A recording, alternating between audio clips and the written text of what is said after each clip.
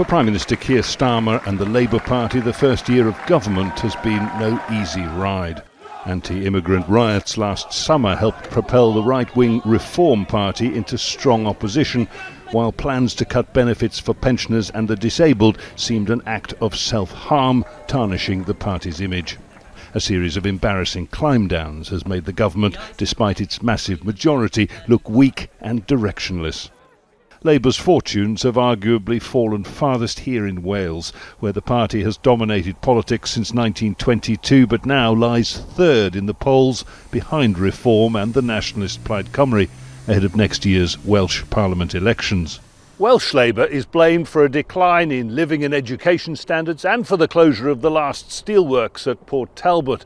But it has suffered as well from what many perceive to be the National Labour Party's poor performance at Westminster. These young men waiting to go down the pit. Tredegar was built on coal and iron in the beginning. In the Welsh valley town of Tredegar, the party's roots run deep among the coal, iron and steel workers of Britain's industrial heyday. And it was a Labour MP from Tredegar, Aneurin Bevan, who delivered healthcare for all by founding the National Health Service in 1948. Now, even in Tredegar, they question where those traditional Labour values have gone.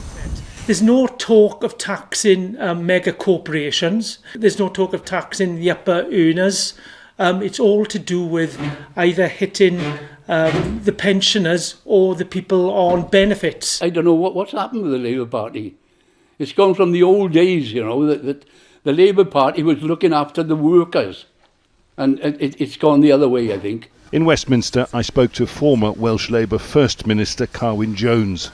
We have a Labour government in London that, in terms of popularity, isn't doing so well. That affects us, no question about that. I think inevitably, people put a lot of faith in you at the beginning of your term in government, and people naturally become quite disappointed.